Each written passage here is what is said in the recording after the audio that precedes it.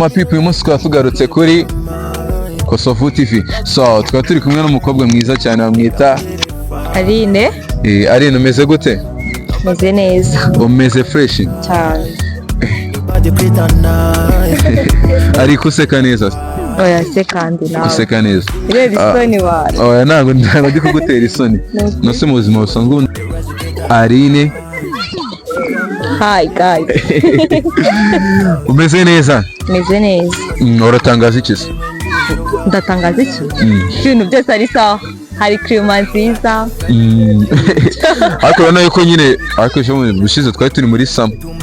Ariko ubu nyine urabona hariho akantu k'akabeho. Akantu k'akabeho niyo mpamvu twanifubitse. Cyane rwose. So rero twaba turi kumwe n'umukobwa mwiza bita Aline.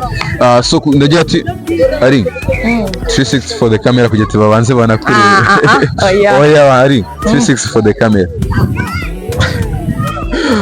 Wow, ariko hari akantu nshaka kukubaza nose nk'inshuti zawe musanzwe muzanye icyo kintu zikuziho nyine tubavuga ati Aline like nyine iyo ugeze mu nshuti zawe zitazivuga ati Aline araje izi character nizo tumuzi byuzu inshuti yaramutse iri kuganira n'inshuti yawe ikavuga ati Aline ateye gutya na gutya ni ikihe kintu bakuze nyine muri abantu benshi ariko njye inshuti zanjye nyine ikintu zinziho nyine mbatera story tu ntago bagira ngo turi kumwe batera story cyane rwose nose ubu wansetsa umva barira umva singenze nari nta kibazo ariko dushyiraho n'amafaranga amafaranga ari nta rundi 5k waza urambwiye umukinnyi cyane ugiye kunsetsa nta kibazo nose njye nawe turi inshuti se turi inshuti ngaho nsetsa oh my gosh ntabwo nagusetsa nose reka ubwire nyine byasaba ko twajya tukaganira so urahita mvuga ikintu ako kanya ugahita useka nose ni nk'iyo story ukunda kuganiriza nk'inshuti zawe zigaseka zikishima baganiriza kuri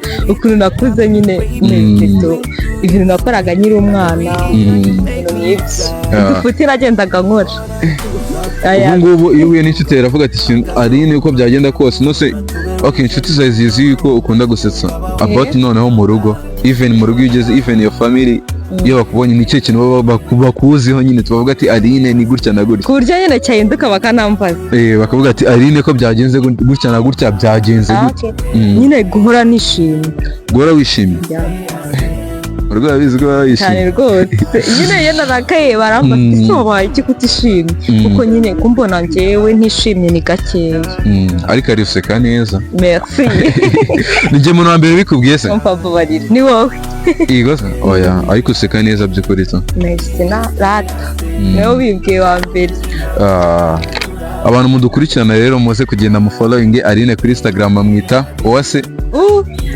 akarongo Aline 250 Aline 250 nose na nickname mugira cyangwa ni ukoresha name hano nitwa Aline nk'ibisanzwe na nickname ihari bamwita Owa Aline akarongo 250 so abantu mudufollowing ngaha kuri Kosovu TV muze kugenda mu following umuntu bita Aline kabisa ni umukobwa umeze neza aseka neza nakubwiye ngo uri kurera isoni wawe